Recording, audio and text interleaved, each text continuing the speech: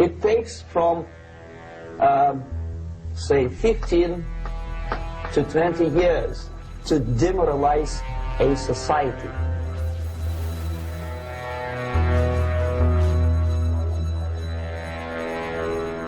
People have given me a hearing without legal representation or anything. Did you shoot the president? I didn't shoot anybody, no, sir.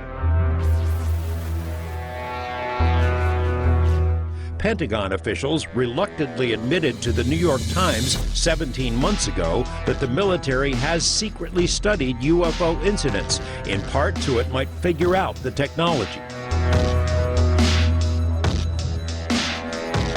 Well, whatever that means, sure, he's crazy as mad as a hatter. What difference does it make? You know, a long time ago, being crazy meant something. Nowadays, everybody's crazy.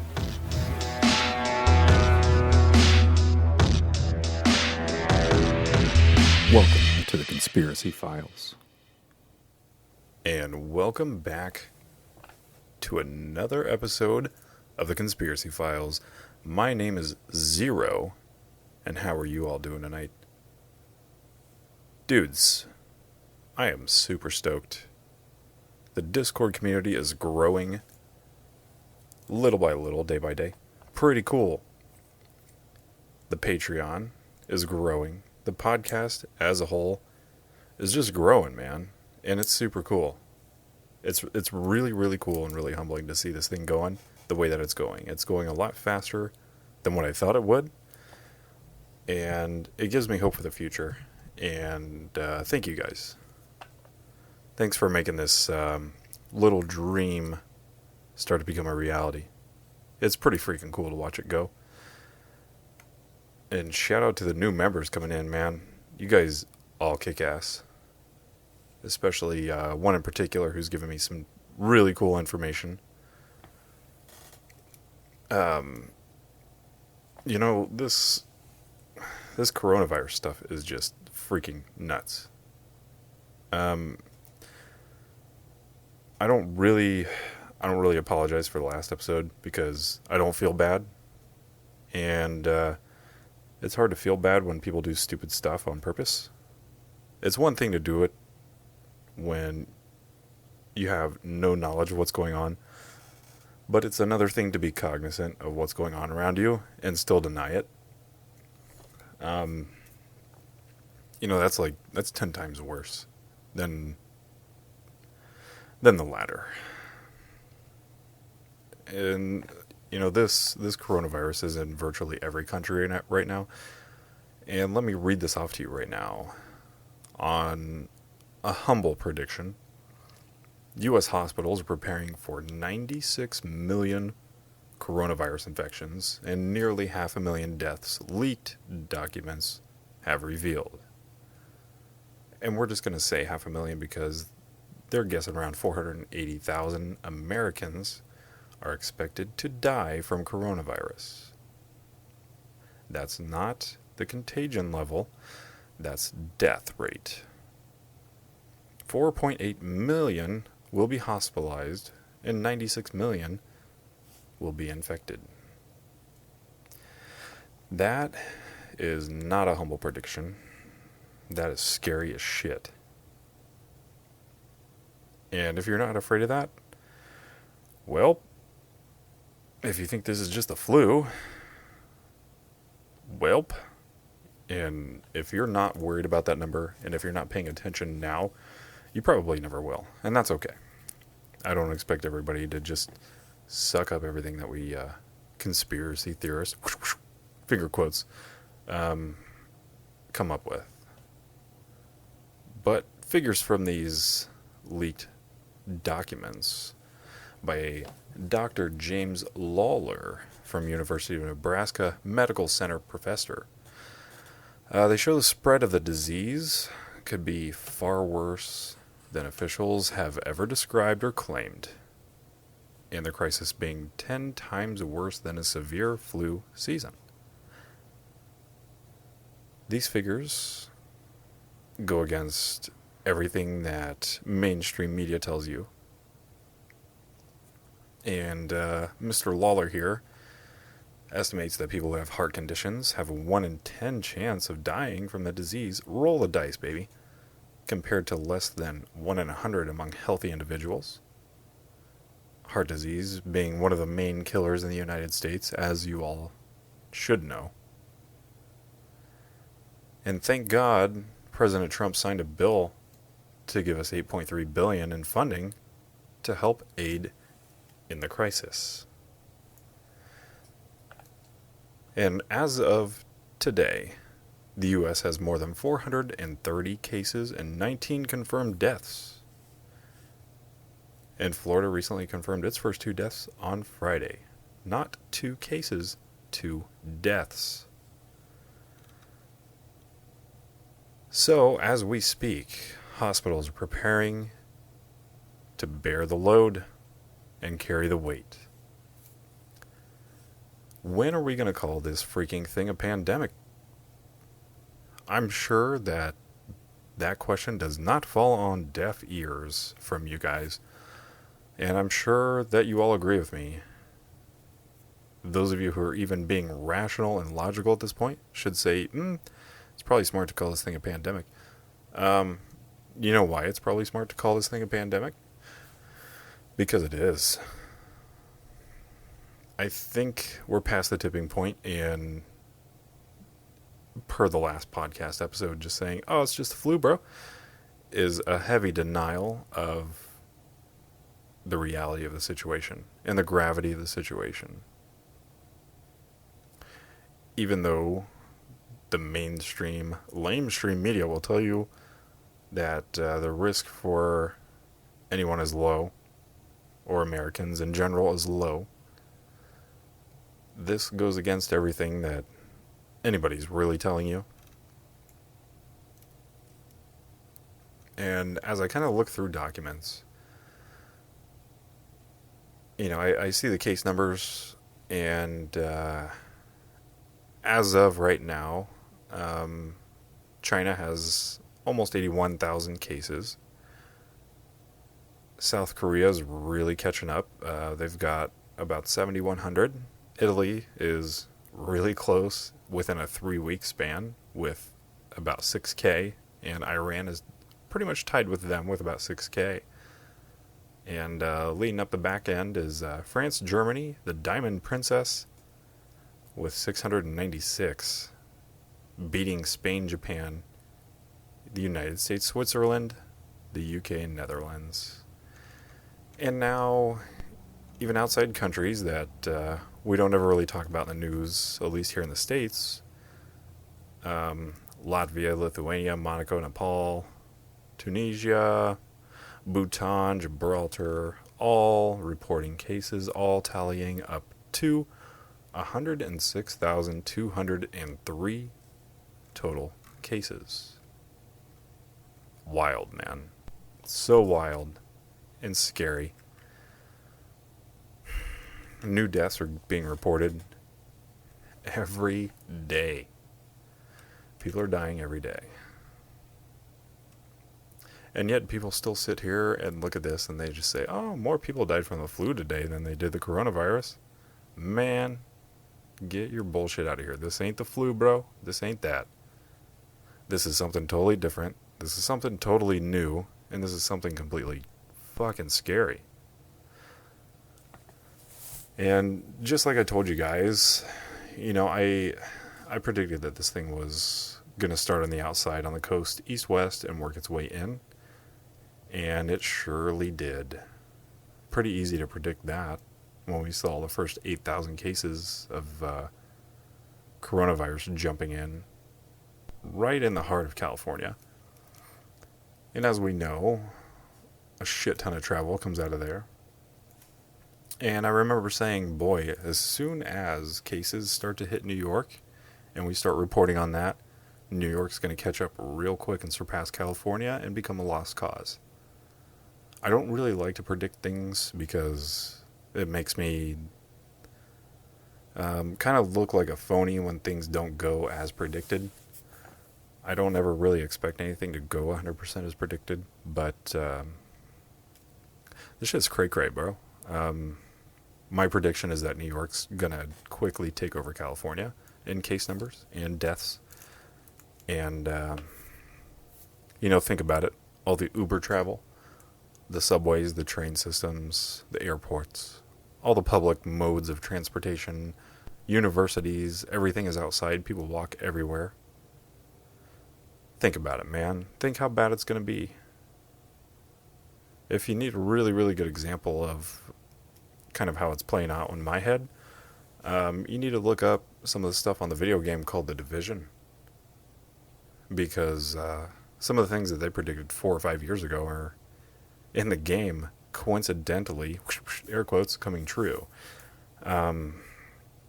They predicted back then in that particular video game that they called this thing the dollar flu because the disease that spread in the game was spread through skin-to-skin contact, human-to-human, through money.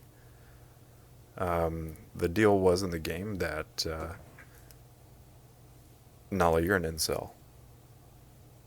My wife's dog, she's been chewing on her butt, literally, and has like pulled all the fur off her butt. So we had to put her in a cone to keep her from gnawing her ass off. And she hasn't figured out how to walk with it yet. So every time you hear a clunk, that's her smacking the cone on the side of a wall or a door. If you guys, I took a picture of it earlier. I'll put it on the Patreon for you guys if you want to take a look at it. I'll put it up there as a quote unquote exclusive content so you can see a little bit about what my life is like. But anyway, the premise behind the game was that the disease was planted on certain bills and then circulated back into civilian economy in New York. And as the bills were passed from person to person, the disease was spread, had a certain incubation time, and once it hit, it started killing people off left and right. There were survivors, and there was a last-ditch effort to bring the chaos back to calm. And I looked at these parallels between the game and a real-life situation, and thought to myself, you gotta be absolutely fucking crazy to think that a video game is like real life. I mean, when we think about shit like that, we think of like The Sims and GTA 5, but the more this disease spreads and the more time goes on, man, it's becoming really real. And if you guys know the game, you know what happens in the game. It gets freaking nuts. It's a kick-ass game, though. So, it seems to be what's happening, though. It really does. And I know I mentioned something about it, like, maybe 3 or 4 weeks ago. And I haven't really heard too many people call a similarity like that. And they need to look at that. Figure it out, man. It's really amazing how, if you kind of pay attention to things in your media and listen to the stuff around you, what's going on, you can kind of pick out certain things and certain clues and hints and things that people will tell you, things you're going to hear, and they'll kind of give you a hint like that. Like, pay attention to not just video games in general, but even mainstream media will give you some hints on things that's going on. They really will. There's no end in sight for this. It spreads so far out of everybody's control. It's in so many countries. And it's literally everywhere. It's literally everywhere. You know, just the latest that happened so far, just on the 8th, as I do this, it's 1 a.m. right now. And as this updates where I'm reading it from, there are 4 new cases in Costa Rica, bringing their total to 5. They have a new case in Mexico, 93 new cases and 2 new deaths in South Korea, 7 new cases in the United States, first one in Vermont, second one in Washington State, which is in Pierce County, first case in Missouri, which is in Lewis County, 3 in Florida, 1 in Manatee County, 1 in Oskaloosa County, and one in, I believe it's Volusia County. Both of those people have a recent history of travel, probably to Italy. 44 new cases, 27 new deaths, all in Hubei province. Those are reported. 1,661 new discharges occurred in China as of March 7th. One new case in Australia. A man who recently returned from Iran. All of that is just March 8th. You don't even want to know what happened on March 7th. I could read it to you, but I'm just going to give you the U.S. statistics. 116 new cases and 4 new deaths in the United States.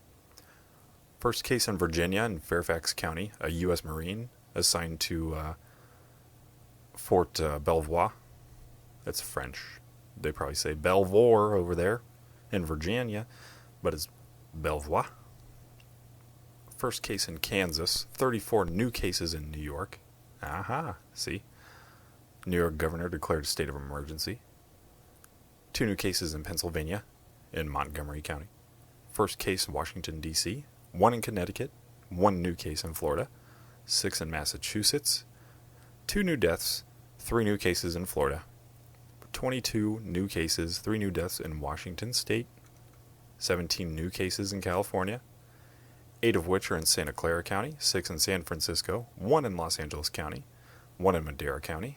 1 in Alameda County. The one in Alameda County was a former passenger on the Grand Princess cruise ship, Diamond Princess. An older adult who has underlying health conditions, seems to be a common situation, and is currently hospitalized. Alameda County's Public Health Department is urging all residents who are on the Grand Princess cruise from February 11th to the 21st to get tested if they're experiencing any symptoms. What symptoms exactly? A cough, fever, flu-like symptoms? At this point, we don't even know, man. They don't even know what this thing is. They have no idea. A new case in Illinois. First 2 cases in South Carolina. 1 in Utah. 6 in Colorado. First case in Hawaii. Former passenger of the Grand Princess cruise ship. It docked on Oahu in February. Who did not feel well after a few days of returning home and went to see their doctor. The Department of Health said, quote, "We don't believe the patient had close contact with anyone else, but we're still investigating." AKA, we have no fucking clue. We're just guessing. Let's throw a dart, guys. We're the medical professionals. Let's throw a dart. 1 case in New Jersey. A male in his 50s hospitalized at Inglewood Hospital in Bergen County. And then it goes on to talk about cases all across the country, of which I could write literally as I scroll through this. Ecuador, Switzerland, Norway, Japan, Brazil, New Zealand, Australia. Paragraph after paragraph. And that's just the 7th. March 6th, 98 new cases in the United States alone. 1 in Nevada, 1 in Massachusetts, 1 in Georgia, 1 in Indiana, first in the state. An adult from Marion County, which I looked into that, which is Indianapolis, who had traveled to Boston, which there are cases there, and had been at an event. Wow, look at that. The event was the Cambridge-based Biogen's Boston Conference. How many hundreds of people attended the conference? A lot. Where other people have also coincidentally tested positive. They returned to Indiana on Wednesday, March 4th. If there's 1 case, people, there's already 1,000. If they are monitoring people, there are already cases. I am so baffled and dumbfounded by our strategy in quarantining and isolating this shit, man. And people are all shoulders and they say, oh, what do we do? What you do is you find somebody who's reporting the symptoms and you don't neglect to test them if they haven't traveled Because that's the big thing that's going on. That's the big problem that's going on right now, is that people are getting shied away when they're experiencing common symptoms, or if they're asymptomatic, whatever you want to say, but they get shooed away if they haven't traveled recently outside of the country to Italy, Iran, South Korea, wherever. I'm also going to read off some information from another country from a direct source. I don't give out my sources. I'm going to call this person, I haven't used the letter T yet, so I'm going to call them T. Thank you so much for your information, by the way. Your anonymity will always be intact here no matter what. Some new info. Somebody who was in contact with a patient who was diagnosed. After arriving home and the first signs of the illness, he tried to call a personal physician and a local hospital, but nobody answered. Understandable, they're probably busy. He was even suggested to go to the hospital despite showing any symptoms. After that, they refused to test him and tried to send him back home. It wasn't until they were threatened, being the person threatening to go to the media, only then did they agree to test him. There was no call about where he was, who he talked to, who he was in contact with. None of that stuff. And as I go through this, it's very concerning and very telling about how this is being handled. My source tells me that hospitals are in full capacity. Not here in the States. You'll hear about this news shortly. My source tells me that hospitals are full capacity and the whole system will fall when there will be more infected. Even the information is hidden. An employee at the main hospital says that they have a 1-year-old girl in intensive care from breathing problems and a few other things. There's also very strong propaganda about how dangerous and harmful the use of masks can be. Another point of contention, another point of conversation. But through my sources, I learned that approximately 1 month ago, the authorities sent 2 million masks to China. They've been sending them in droves, this is true. But now the anti-mask propagandists are working hard because they've realized that they have screwed up and we are down on the basic equipment numbers for medical staff provisions. 2 days ago, I was informed that it's necessary to prepare the institute for closure, the medical institute, and move work to the web. People are having to work from home. This was sent to me before any news source started reporting on employees having to work from home.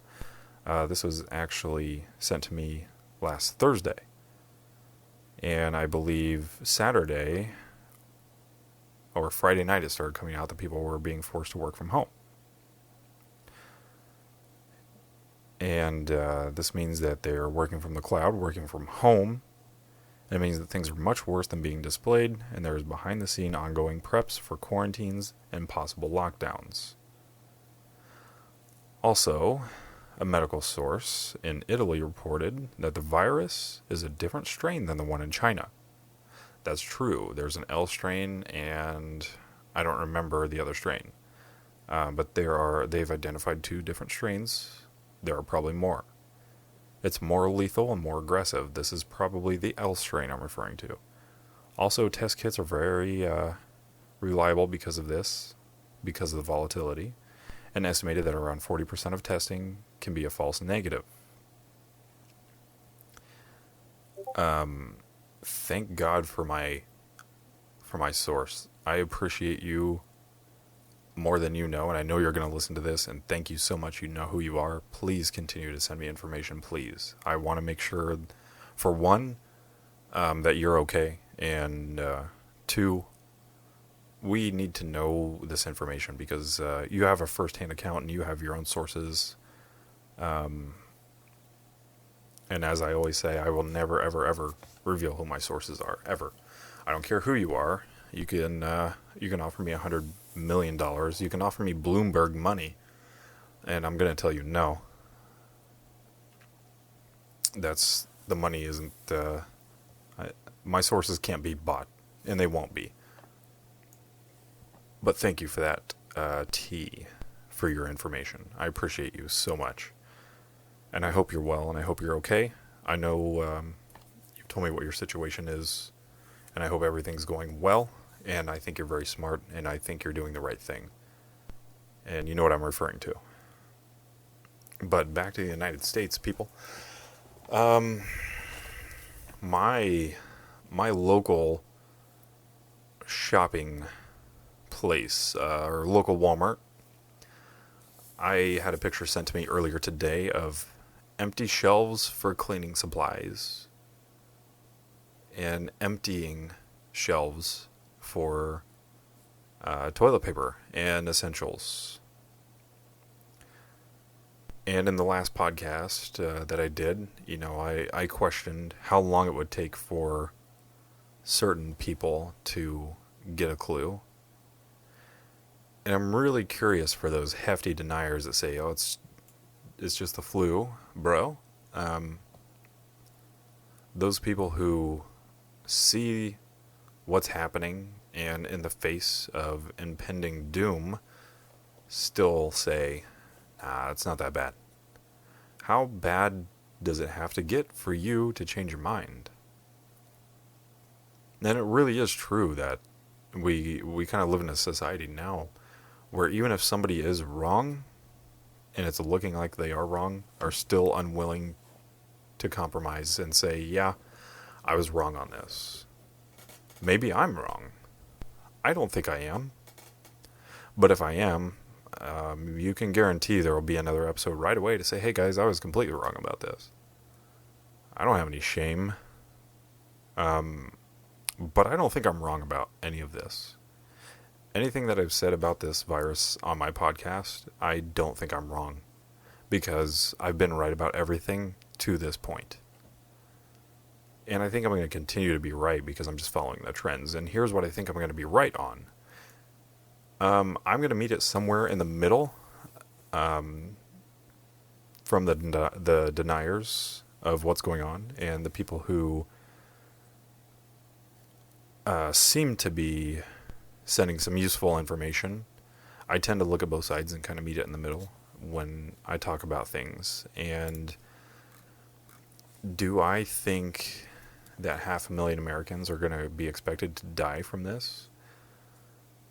500,000 out of approximately 340 million people in the United States total. Yeah, I think that's a fair number. I think that's quite a fair number.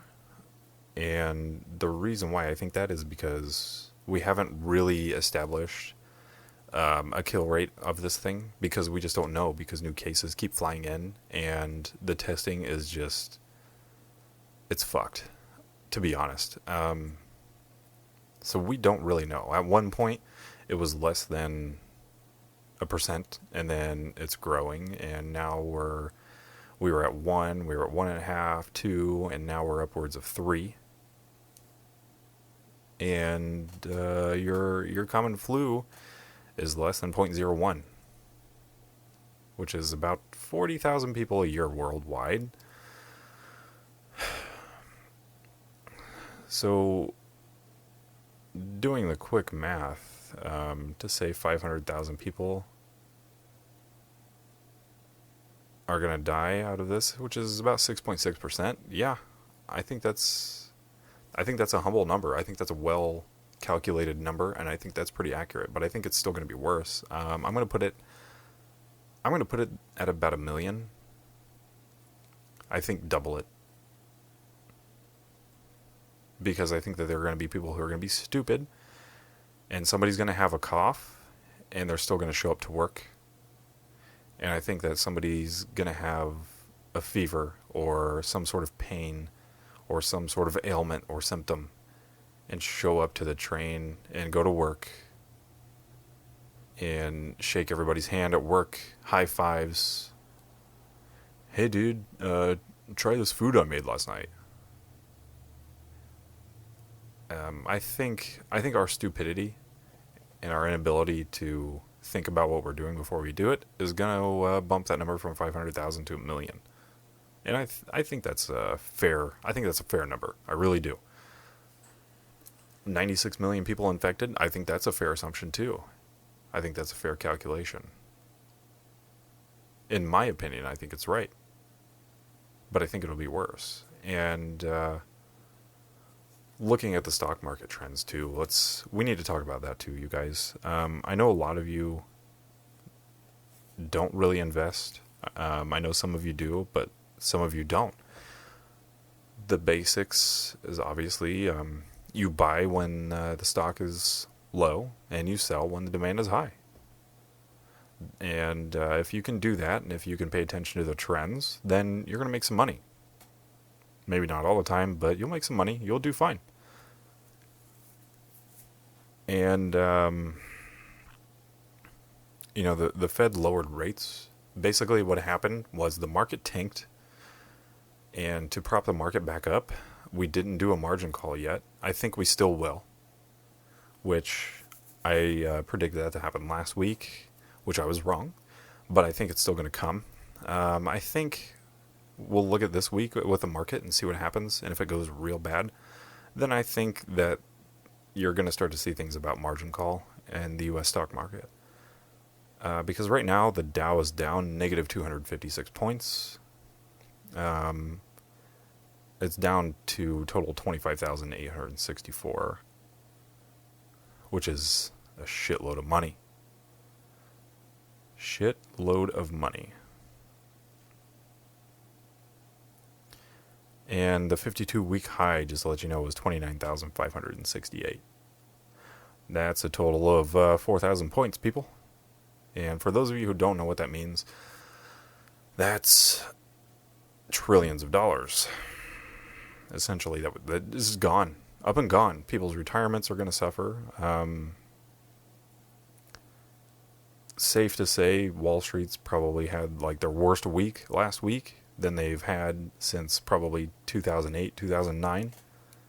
For those of you who know what happened then, we had the market crash then. Manufacturing went out, was the first thing to go. A lot of people lost jobs, a lot of people lost houses, eminent domain came into play.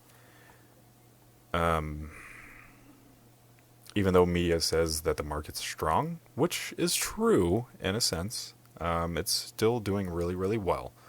This last 4 years, whoever you want to blame it on, Obama, Trump, whoever, it's been a good market. People have made a lot of money. And even though the market is down 4,000 points, it's still up from where it was 4 or 5 years ago. Which is good because you want things to improve and you want things to get better. And making money is obviously a good thing. But if the market is questioning how bad this is going to be and how long it's going to last, then you know that something is up. This virus is now in over 90 countries. That's scary, you guys. Let me read this little part to you, this little paragraph about the market. The Dow started last week with the best one-day point gain in its history, 1,294 points. But that is because the Fed slashed rates.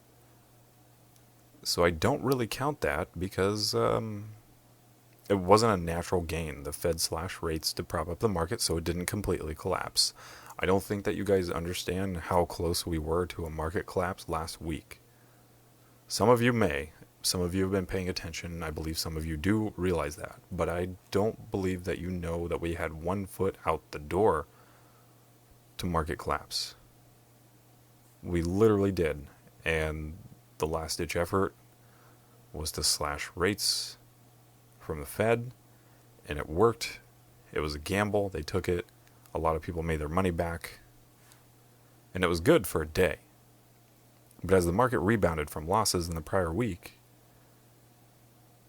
they were the worst since the 2008 financial crisis.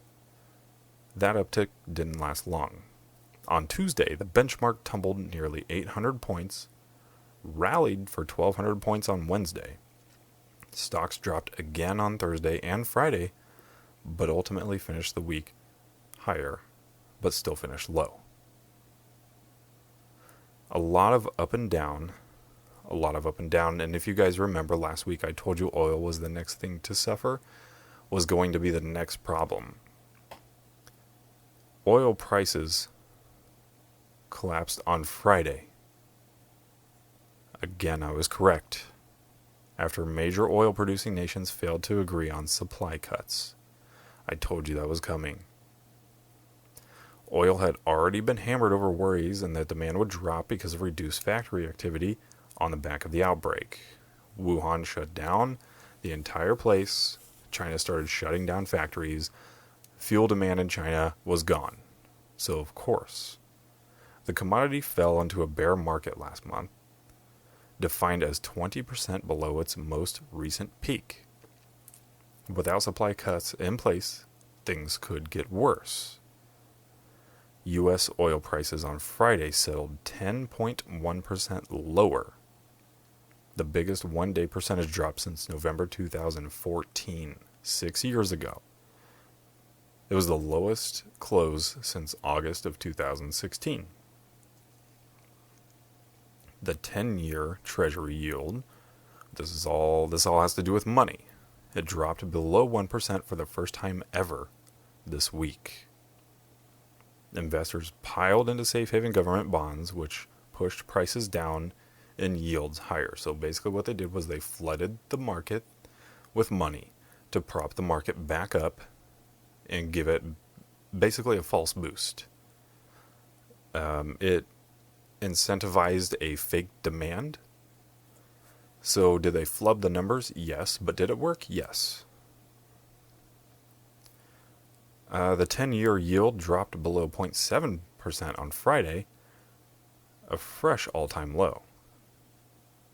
So the big question on every trader's mind is, when will yields stabilize?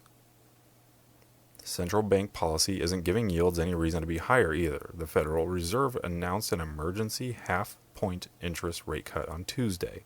You guys should have seen this. You guys should have, if you haven't received any mail from your bank or from a lender about a rate slash, you will. For instance, one of my stock providers, portfolio, said, hey, your rate's going from 1.3 to 1.8. That is detrimental for some people. But this emergency half-point interest rate cut is the first of its kind since 2008. Again, 2008 being the financial crisis.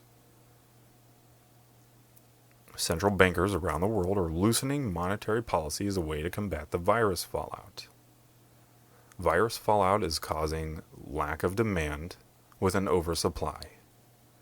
So rates must be cut, prices must become cheaper. You will see fuel prices drop, which they have, which I told you was going to happen because of lack of demand but an oversupply. So your gas might get down to $1.50 a gallon. But it's going to even out, people. Be prepared for it to be $4 a gallon, $5. Who knows? We're not going to put a ceiling on the fuel. It could be $10 a gallon. Who the hell knows? But some believe that the central bank can slash rates even lower if cases of the coronavirus in the U.S. continue to increase, which they will. So this is almost a definite. This is a 99% surety as of this point in time that they will slash rates as low as 0. That is a bad thing. Strong economy or not, the market expects more rate cuts at the Fed's regularly scheduled March 18th meeting. The CME's FedWatch shows a 46% chance of a further half percentage point cut, with a remaining majority expecting a 75 percentage point decrease. What this means, it doesn't mean you're screwed. It means it's going to get real tough here toward the middle of March. And going back to the money situation, for those of you who are receiving a really hefty tax return, think twice before getting excited about your large refund check from old Uncle Sam. The IRS doled out 45.5 million refunds as of February 28th. Seems like a good thing. The average refund check totaled $3,064 in the United States. That's $4 less than last year's average refund. So, in your head, you're obviously saying, well, what's the problem? There's a downside from getting a large check from the IRS. That means you voluntarily overpaid Uncle Sam and the tax man last year. Most people are really happy about the refund because it's money going back to them. They look at it like it's a reward, but it is not. It's your money. But any refund you're going to get back is because you had too much tax withheld from your paycheck during the whole year. I won't tell you how much mine is, but I would rather break even on my taxes and owe nothing and get nothing back. That means I've maximized my return in their asking quote. Owing money on your taxes is not bad. People see it as bad. I see why, because you got to pay extra money. But what that means is that you didn't give the tax man any more money than what they deserved. I, on the other hand, gave them quite a bit, and I want my money back. I haven't received it yet. So don't get too excited about it. Also, what you're going to see is you're going to see the IRS withholding tax refund checks. Why? Because they don't have the money to pay you. And they're going to deny a lot of people based on having to monitor and verify information. And what the hell does that mean? What that means is, for those of us who didn't zero out at tax time, for those of us who got a hefty return, they're going to look at that money and then they're going to see it in their account, and they're going to have to verify that it gets paid out to you, and they're going to hang on to it because they're going to need it because of the virus shit. Yep, it even affects your tax return. It is going to affect your tax return. Some of you may not get a tax return back until May, June, maybe July. Who knows? You might get lucky. But expect the delays and expect them to hold on to that money for every ounce of energy that they have in their tiny little decrepit fingers. Expect a delay. They'll give you a notice in the mail, and they'll say, hey, we got to verify your information. It could take up to 60 days. Here's a little tip for you. You don't have to hire a tax advocate for this. Don't waste your money. But what you do need to do is circle the date that letter was issued, and 60 days exactly from that date, you should have your tax refund in your hand. If you don't, and if it comes a week, a month, 2 months later, they owe you interest on top of the money that they owe you, because they cannot withhold your money any longer than 60 days from when you received that letter. This is true and accurate and correct. So pay attention. So if you get bullshitted on your tax return, make sure that you look into it and do that. Make sure you do. You know, it's... At this point, I can't tell you anything that you guys shouldn't already know. Hopefully some of this stuff is new information for you. And for you guys wondering, some of you may be wondering, well, why the hell is everybody flooding the gates of the grocery stores and at Costco? I shared a video of Costco. I believe it was in Brooklyn on my Twitter. You can still go back and find it. With 3 lines, you know, side by side from the registers, people trying to get into the store and out, all the way outside the double doors, all the way outside to the front doors, and wrapped around the parking lot and down the stretch of the parking lot. hundreds of people waiting to get last minute supplies because we're not stupid. We know what's going on and we know exactly what's going to happen. Those of you who are around my age range, which, I lived through the first financial crisis there in 2008, and I unfortunately lost my job because I worked in manufacturing at the time, and it was one of the first markets to go. Didn't get another job for about 10 months. I was unemployed for 10 months. Crazy. One of the worst times of my life, I will tell you that, for sure. One of the hardest times of my life. One of the very few times where, speaking from a point of pride, I didn't feel like a man. Because I could not contribute. And I've always had a job since I was 14 and a half years old. 14 and a half being the minimum required age where I live to have a job. I had been working from that time and working now in my 30s. I've never not had a job. And to do that for 10 years or so, and then all of a sudden not have a job for 10 months straight really fucks with your head. But I think people have an idea what's going on, and they're going to buy supplies. You should have already bought supplies. We talked about this in the last episode about things you need to prep and how you need to get ready, and how now it's almost too late. We're approaching the finish line for getting supplies. Some of you out there are listening and reaching out and saying, hey, I bought a shitload of supplies. I bought things that I needed and things that are going to last. Congratulations, you're very smart. Closed mouth, open ears, open eyes. You're very intelligent for listening and taking the advice. What happens when most of the supply that we get from China runs out because we have no more supply?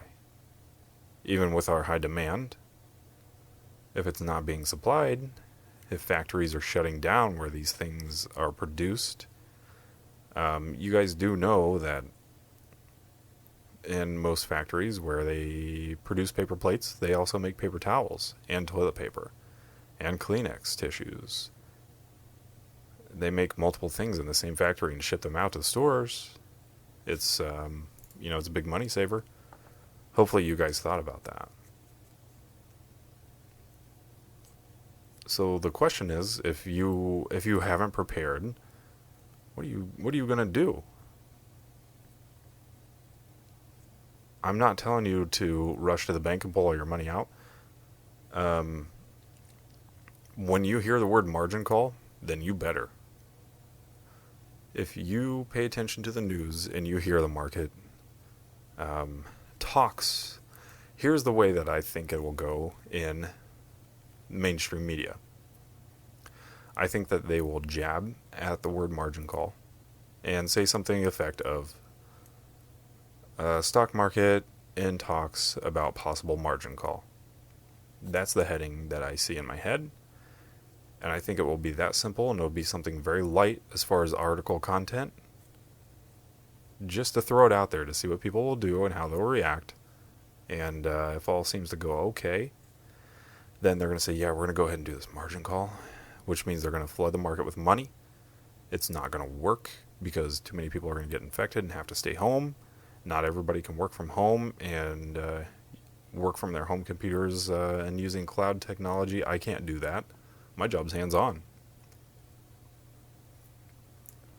But that's the way that I see it's going to go. I think they're going to hint at it, and it's going to be too late. And by the time you see the word margin call, there's your sign. I've told you this before in previous episodes too. Margin call, go get your money out of the bank.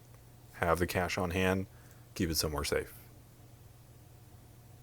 And until the market restabilizes, don't put your money back in the bank, because even though your money is FDIC insured up to $250,000 per account, the only reason why your money is in there, That money is not yours. That money belongs to the bank as soon as you give it to the bank. They give you a promissory note in the form of, hey, here's your bank statement.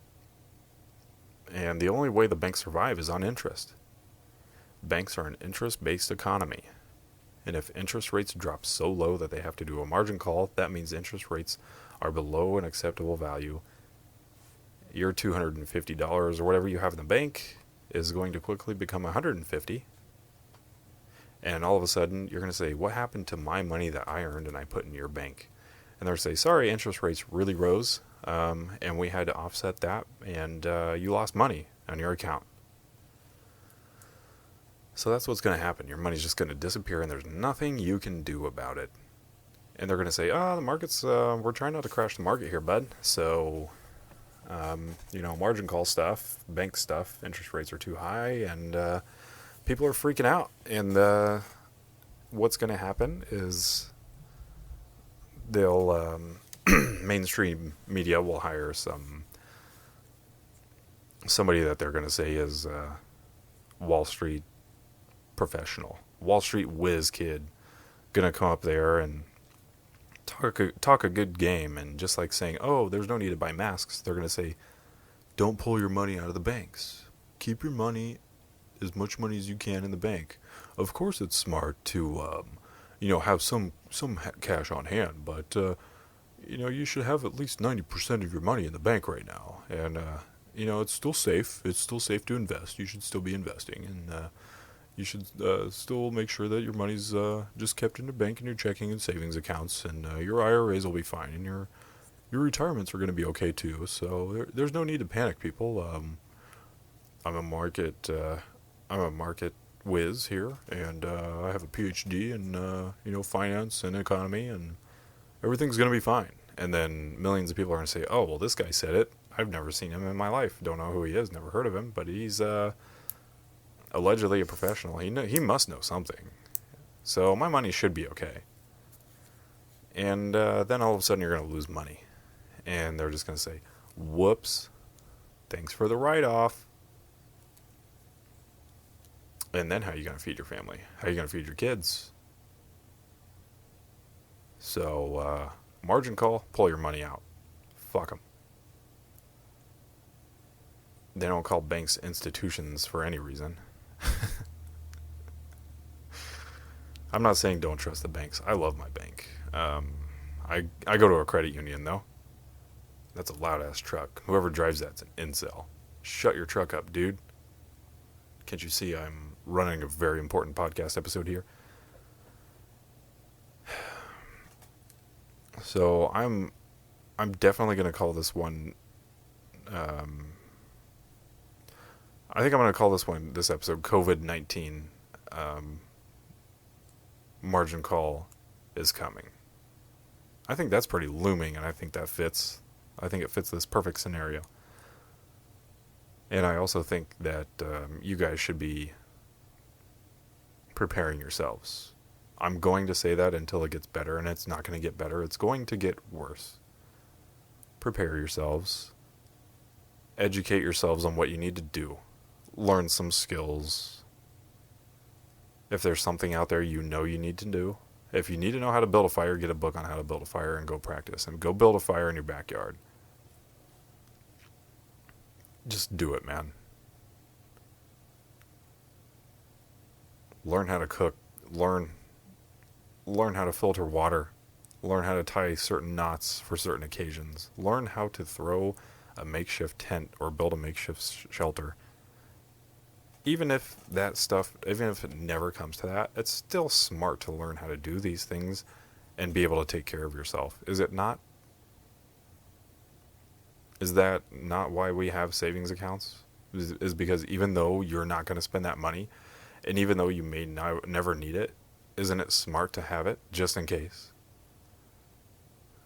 I don't see how the two things are any different. And I guarantee you, if you talk to a normal person who thinks probably this coronavirus isn't a big deal and blah blah blah, you know the mentality I'm talking about. Just say, is it safe to keep your money in the bank? Have a savings account. Is that safe? And they'll say, well, yeah, man. Well, of course it is. And bring up the other point of, hey, you think it's smart to, like, learn how to build a fire or, like, learn how to build, like, a makeshift shelter? And they'll be like, huh? What are you talking about, dude? You have a house. Do ya? I don't know. Maybe not for very long. I don't see how either two things are... I don't see how they're any different. Insurance is what this comes down to. Insure your safety, but turn yourself into your own insurance policy. Take care of yourself. Be self-sufficient. Stop relying on so many people, on so many handouts and so many agencies to take care of you, because when shit hits the fan, all of those people who have been giving you the handouts, all of those people who have been telling you the bullshit that you listen to, they're going to disappear real quick, and they're going to say, oh, sorry, got to take care of myself. Happens every single time. Happened in 2008, 2009. The same people that told us everything was going to be okay, and the people we looked to for answers, as soon as shit hit the fan, they were nowhere to be found. And it's going to happen again, because we're creatures of habit. And the banks will screw you over.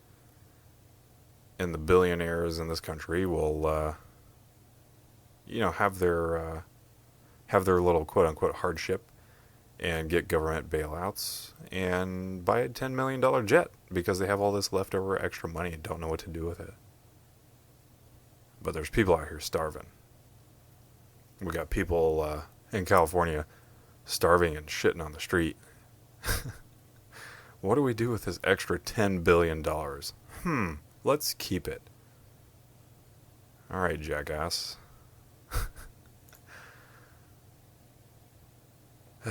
But I feel like this was a really good episode. I really do. Thank you guys again for being here, man. The Patreon, we got our first humble patron. And I feel so bad because they're such a nice person, and I'm not sure precisely how to pronounce their name. So I'm just going to call them Tade. You know who you are. Thank you so much for your humble patronage on Patreon. You can find the Patreon at patreon.com/conspiracyfiles. Just look it up. It's the same icon. It's the same image. And please, if you're interested in joining the Discord, the Discord's growing. There's a lot of really, really freaking cool people in here. I love this community, and it's growing into a small, little, tight community, man. Tade's in there as the first honored patron in the Discord. Gertrude is new. She seems to be really cool and super nice. Has a lot of really good questions. Asks the right questions and listens. A new friend I made, no one here yet. Super cool dude. Super smart, super intelligent, knows his shit. So if you have questions about anything, he's the one to talk to about that for sure. And one of the newer ones, NATO, seems to be pretty cool. Not like NATO the organization, but I assume Nate has some also really good information. And if you guys have if you have ideas for future episodes, the eventual plan for this podcast was to start to delve into things, like paranormal, true crime, talking about things like Charlie Manson, the JFK assassination, to UFOs, Project Bluebeam, the Battle of LA. I can ramble off a million of these things that I want to talk about, but I can't yet because I think the coronavirus is too important and it needs to take precedence over the fun things right now. We can have fun later down the road as hopefully things get better, but it's going to be a while. Via my prediction, it's going to be a while, and that's okay. I still need to keep you guys informed on the important shit and give you guys the truest information that I can find for you. My goal is never to fearmonger, and I never will fearmonger. I will never ever take that approach with this podcast. I want this podcast to be true as true as I possibly can get it. I want to give you guys as much information as I can that's accurate and verified and confirmed. And I don't want you guys to be scared because I'm trying to get views or listens. That is not my goal. My goal is to build a very informed community, a very helpful community, and a very respectful community based around the truths that we all see and believe and know are confirmed. And we want to share that information with people who want to go and seek the information. So seek and ye shall find. If you're interested in joining the Discord, you can find the never expiring link in my Twitter bio at the Confiles. Twitter.com/theconfiles. Please come in and join, man. Meet all these super cool people. Super cool people. They're just waiting for good conversations. I feel really bad for you guys. And I'm very sorry I can't always be there in the Discord. And I feel bad because you came there, trying to get info, and it's building slowly. And I can't always be there to deliver information, but I'm going to start dropping announcements and news stuff in there as I build the server up and as more people join the Discord. It's a really cool community. You guys should join it. I would love to talk to more of you. People who are joining the Patreon, those of you who donate to the Patreon will have a chance once a month. We'll get together. As long as you keep your subscription to the Patreon coming, we can one-on-one and talk about things, and I want to get to know you guys one-on-one. And we'll sit there in the Discord and have a voice chat. No video, because I'm not going to do a face reveal thing. But a one-on-one, voice-to-voice, talking about things that you're interested in, who you are, what you like. I want to know more about you and the community. I want to build the community into a great thing. And if I can find useful people who are, hey, I'm interested in being a moderator, or, delivering pretty cool news drops or news alerts or feet on the ground, eventually I want to build this whole thing. And as I build more content, I've got a plan to do something really, really cool for you guys down the road very soon. And it'll happen. I just need to build more episodes, and I need some more YouTube subscriptions for that. So if you guys do have YouTube, please by all means go to the channel, The Conspiracy Files, same icon, same photo. Just hit the subscribe button, man. I'm at 71 right now, and the goal's 100. And with your guys' help, with the community's help, and all these listeners, we can do it pretty easily. And as far as the listenership goes, man, we hit a milestone. I'm at 1,100 listens right now. Really super cool, man. And just the short amount of time it's grown that much, and it's going to grow even further because things are important. People want the information, and they are searching for it, and it's out there. And it's a humbling experience, to be honest. Actually, I'm at 1.2K now with my audience at 150. That's so freaking humbling, man. Thank you guys so much for that. And I wanted to end this podcast on a positive note like that. And this is just super humbling to see this thing grow this way, and to see the community grow in Discord, and to watch the Twitter community grow and interact. It's going to be so cool down the road, man. We're going to have so many cool things going on. I can't wait. I cannot wait to see what happens after this first year. It's going to be so cool. I'm going to save the music video updates for you guys. I did one on Justin Timberlake not too long ago as kind of like a fun thing, and I'm going to save those as Patreon specials. So if you guys are interested in extra content and background stuff, if you want to get to know me a little bit more on a personal level, Patreon's going to be the way to do it. You're going to get all the personal stuff and all the extra content through there.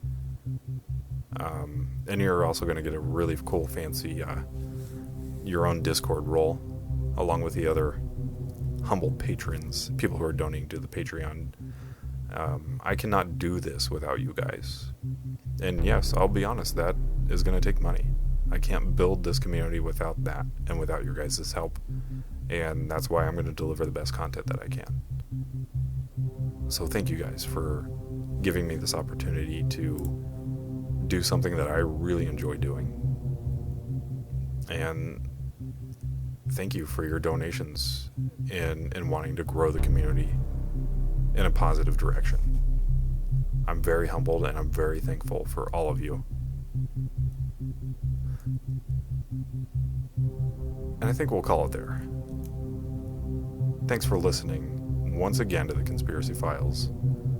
My name is Zero. Have a good night.